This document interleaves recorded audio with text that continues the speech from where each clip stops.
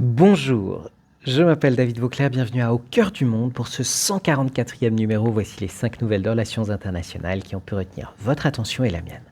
C'est la saison des élections puisque, comme nous l'avions annoncé en janvier, 2025 est une année électorale dense au niveau mondial. Après notamment la Roumanie et le Portugal, c'est au tour de la Pologne. Commençons par l'heure présidentielle. Le nationaliste et pro-Trump Karol Nawrocki remporte de peu l'élection. Il a dominé le candidat libéral Rafał Trzaskowski lors du second tour dimanche dernier, obtenant 50,9% des voix. Son élection porte un coup dur à l'administration pro-Union européenne du Premier ministre Donald Tusk. La République polonaise est une république semi-présidentielle, mais elle est souvent décrite comme une république parlementaire renforcée, c'est-à-dire que le président a moins de pouvoir qu'en France. Il a néanmoins un pouvoir de veto, donc de nuisance, sur les lois votées par le Parlement. Il sera donc plus compliqué pour Donald Tusk de poursuivre son action. Poursuivons par les Pays-Bas. Le gouvernement s'effondre en pleine négociation sur l'immigration et la manière de la considérer. Le très populiste Geert Wilders a annoncé mardi matin que son parti, le Parti pour la liberté, le PVV, très anti-immigration, se retirerait de la coalition gouvernementale faute d'avoir réussi à convaincre ses partenaires de soutenir des mesures d'asile plus strictes. Cette décision déclenchera des élections anticipées. Comme vous vous en rappelez sûrement, en 2023, l'immigration avait déjà causé la chute du précédent gouvernement de coalition néerlandais. Continuons avec la Corée du Sud. Lee Jae-myung, du Parti démocrate, un parti de centre-gauche, a remporté l'élection présidentielle anticipée du 3 juin, devançant de 8 points le candidat conservateur Kim Moon-soo. Cette élection fait suite à la destitution de l'ancien président, Yoon Suk-yeol, accusé de tentative de coup d'État après avoir instauré la loi martiale en décembre 2024. Lee Jae-myung a pris ses fonctions aujourd'hui, le 4 juin 2025, succédant à un autre Lee Joo-ho, président par intérim.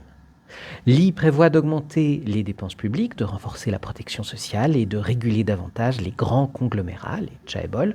Il cherche également à rééquilibrer les relations commerciales entre les États-Unis et la Chine, principaux partenaires économiques de la Corée du Sud, et souhaite renouer le dialogue avec la Corée du Nord, signalant une volonté d'apaisement avec Pyongyang.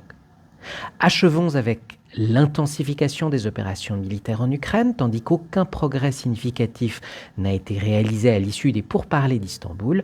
Le FMI prévoit que le conflit se poursuivra au moins jusqu'à la fin de 2025, entraînant des pressions économiques et des besoins de financement supplémentaires pour les deux pays. L'Ukraine a lancé 2 attaques coup sur coup. Celle du pont de Crimée, hier, une opération de sabotage sous-marin ayant endommagé le pont de Crimée, une infrastructure stratégique reliant la Russie à la péninsule annexée. Mais Kiev revendique également l'opération Toile d'araignée, une attaque de drones coordonnée sur 5 bases aériennes russes, endommageant ou détruisant plus de 40 avions militaires missiliers selon les autorités ukrainiennes.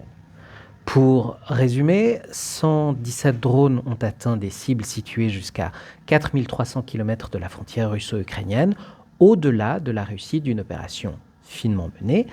Arrêtons-nous un instant sur la transformation de la guerre. Le rapport coût-dommage est d'environ 1 pour 100 000. L'Ukraine vient de prouver qu'il est possible de paralyser l'armée de l'air d'une grande puissance militaire pour le prix d'une berline familiale. Un drone coûte environ 500 € pièce, alors que les bombardiers traqués, les Tu-95MS et les Tu-22M3, coûtent entre 40 et 100 millions de dollars chacun. C'est donc une victoire médiatique et un exploit militaire, et cela montre que l'Ukraine a des cartes à jouer dans cette guerre asymétrique face à un ennemi clairement plus riche et plus puissant. Et pour Poutine, c'est un signal d'alarme. Les analyses du renseignement affirment que l'opération Toile d'araignée démontre le peu de contrôle que la Russie a sur ses frontières, mais surtout pose une question à tous. Pourquoi commander des bombardiers à 50 millions de dollars alors qu'un ennemi peut les détruire avec un appareil qui coûte moins cher qu'un téléphone portable ou un sèche-cheveux haut de gamme? Cette remarquable opération ukrainienne nous fait nous poser au moins 3 questions. Comment la Russie va-t-elle riposter? La capacité de Moscou à lancer des attaques de missiles à longue portée a été sérieusement compromise. Le Kremlin sera donc sous la pression des ultranationalistes pour intensifier ses attaques, ce qui signifie qu'il faut s'attendre à une démonstration de force peut-être nucléaire. Un scénario bien pire pourrait impliquer un essai nucléaire tactique, ce qui nous amène à la question ultime et sans réponse, quelle serait la réaction du président Trump? Deuxièmement, cette attaque pourrait-elle faire basculer la guerre? Probablement pas, mais l'histoire regorge de forces militaires sous-estimées qui ont porté des coups inattendus, qui ont changé le cours de l'histoire. Les États-Unis ont ignoré les tactiques nord-vietnamiennes jusqu'à l'offensive du Tet et la France pensait que sa ligne Maginot tiendrait jusqu'à ce que les panzers allemandes la contournent. De même, si les attaques ennemies peuvent désormais provenir de n'importe où et à tout moment, il n'est pas exagéré de penser que cette attaque pourrait déclencher une remise en question doctrinale au Kremlin et dans chaque capitale, y compris la nôtre. Et finalement, était-ce un aperçu de l'avenir de la guerre? Les drones guidés par l'IA pourraient tout changer.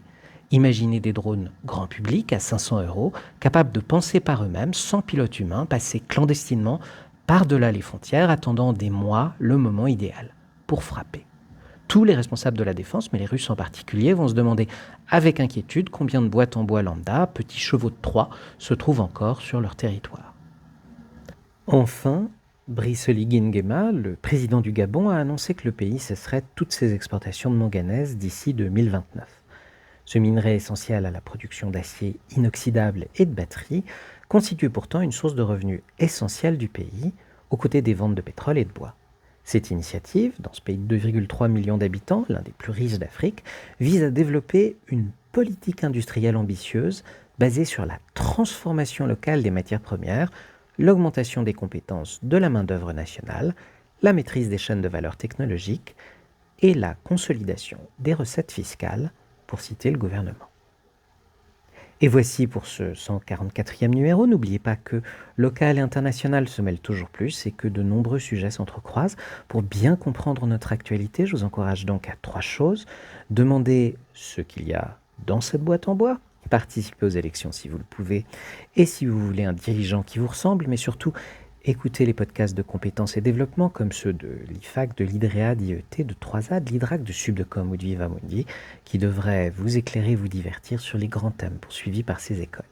Et une fois ces écoutes achevées, espérant que tout cela vous aura intéressé, n'hésitez pas à approuver, commenter, partager les numéros qui vous auront plu, c'est toujours apprécié.